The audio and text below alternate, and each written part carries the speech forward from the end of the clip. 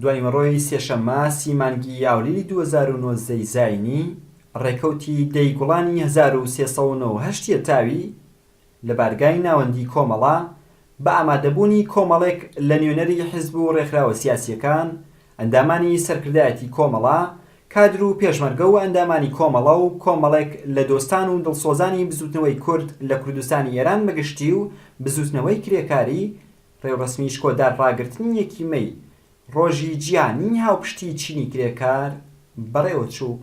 سەرەتای ڕێوڕسمەکە بە سرودی ئینتەرناسیۆناڵ، سرودی هاوپشتی جیهانی چینی کرێکار و چەند ساتێک بە بێدەنگی وەستان بۆ ڕێزلێنان لە یاد و بیرەوەری سەرجەم گیانبەختکردوانی بزوتنەوەی کرێکاری، بزوتنەوەی شۆڕژگەرانەی گەلی کورد و گیانبەختکردوانی کۆمەڵە دەستی پێکرد.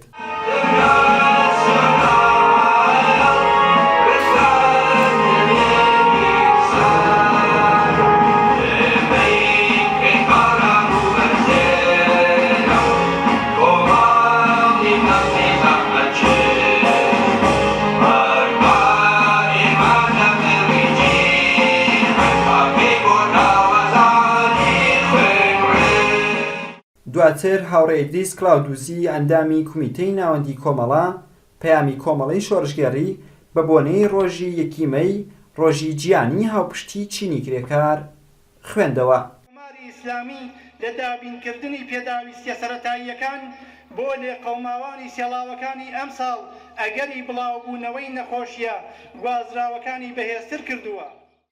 لە درێژەی ڕێڕۆسمەکە هاوڕێ سەرکەوت مەولودی پێشمەرگەی بەهرەمەندی ناوڕیزەکانی کۆمەڵە و کۆڕی بانگەواز سرودی کرێکارین کرێکارینی بە هاوکاری کۆڕی بانگەوازی کۆمەڵە پێشکەش بە بەشدار بوانی ڕێوڕۆسمەکە کرد. کرێکارین کرێکارین پەروەردەی ڕەنج و ئازارین شەپۆلی لاپەڕی ئەیە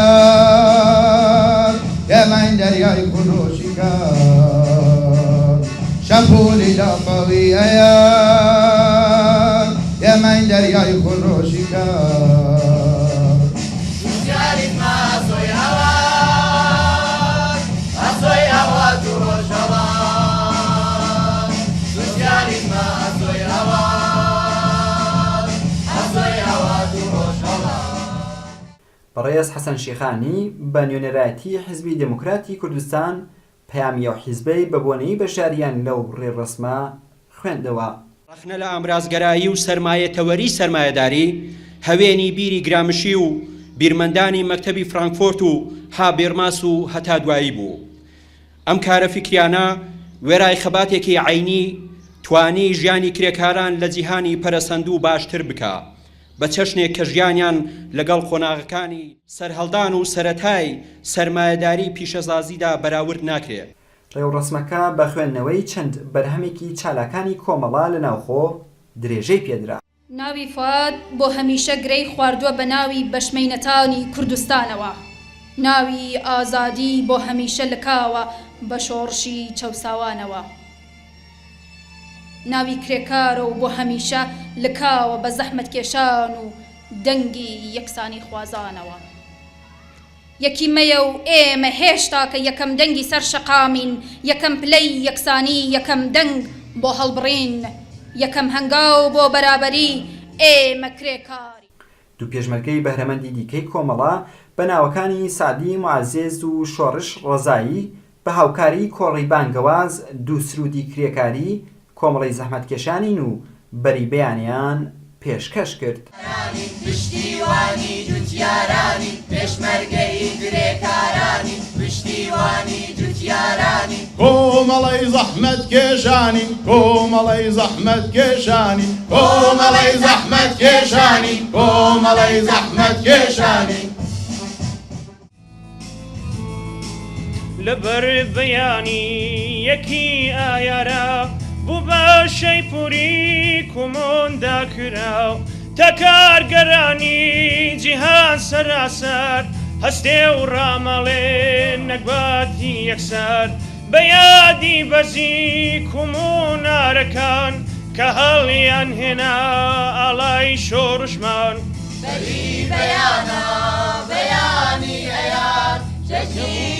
حرمەتی چینی کرێکار هەر لەو ڕێڕۆسمەدا پۆلێکی دیکە لە کوڕان و کچانی خەباتکار و خوێنگەرمی کوردستانی ڕۆژهەڵات کە لە پۆلی شەید شوان سازماندرا بوون چەک و پێناسەکانیان لە دەستی هاوڕێ عەبدوڵڵا نووری یەکێک لە بەرپرسانی فێرگەی پێشمەرگایەتی کۆمەڵە وەرگرت و پاشان سرودێکی شۆڕژگەرانەیان پێشکەش بە بەشداربووان کرد.